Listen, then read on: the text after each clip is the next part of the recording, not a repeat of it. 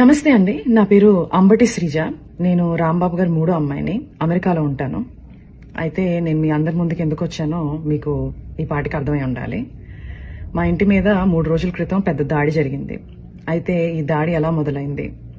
రాంబాబు గారు గుడికెళ్ళి తిరిగి ఇంటికి వస్తుంటే కొంతమంది టీడీపీ వాళ్ళు కర్రలు పట్టుకుని రాళ్లు పట్టుకుని ఫిజికల్ అటాక్ కి వస్తూ థ్రెటన్ చేస్తూ ఆయన రెచ్చగొట్టే ప్రయత్నం జరిగింది. కొంత బూతు పదజాలం వాడుతూ ఒక మహిళ. అన్ఫార్చునేట్ గా దురదృష్టవశాత్తు రాంబాబు గారు అదే మాటని తిరిగి అనేశారు. ఆ స్పర్ ఆఫ్ ద మూమెంట్ లో ఇంటికి వచ్చారు, రియలైజ్ అయ్యారు, ప్రెస్ మీట్ పెట్టారు. ఇంత పెద్ద లీడర్ గా ఉండి నా బ్యాలెన్స్ ని నేను కోల్పోయి ఉండకూడదు, నేను ఆ మాట అనుండకూడదు అని ఆయనకున్న పశ్చాత్తాపాన్ని చాలా క్లియర్ గా వ్యక్తం చేశారు. అయినా వాళ్ళు తృప్తి చెందలేరు. లీగల్ కాన్సిక్వెన్సెస్ ఫేస్ చేస్తానని కూడా ఆయన చెప్పడం జరిగింది. కానీ వాళ్ళకి వేరే ఎజెండాస్ ఉన్నాయి. టీడీపీ గూండాలు తండోపతండాలుగా 9 నుంచి 10 గంటల పాటు నిర్విరామంగా మాట అన్న మనిషి మీద అటాక్ మాత్రమే కాదు, ఆయన కుటుంబం మీద, ఏమీ తెలియని రాజకీయాలతో సంబంధం లేని మా మదర్, మా సిస్టర్స్, వాళ్ల పిల్లల మీద అటాక్ చేయడం జరిగింది. అటాక్ చేస్తూ వాళ్ళు కుల ప్రస్తావన కూడా తీసుకుని వచ్చారు. కాపు ఎల్ డాష్ ఇలాంటి మాటలు మాట్లాడుతూ అటాక్ చేయడం జరిగింది.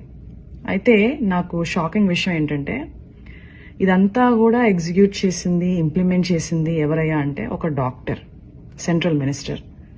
అంటే ఆయనకున్న మేధస్సు, ఆయనకున్న ఈవిల్ థాట్స్ ని, ఆ క్షణంలో ఉన్న ఈవిల్ థాట్స్ ని సరైన మార్గంలో పెట్టలేకపోయిందా? ఇది నాకున్న అంతు చిక్కని ఒక ప్రశ్న.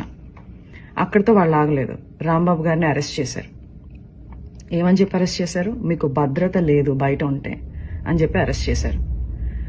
అరెస్ట్ చేసి చాలా కన్వీనియంట్ గా 4 గోళ్ల మధ్యలో బంధించి కాళ్ళు చేతులు పట్టుకుని ఫిజికల్ గా హెరాస్ చేయడం జరిగింది.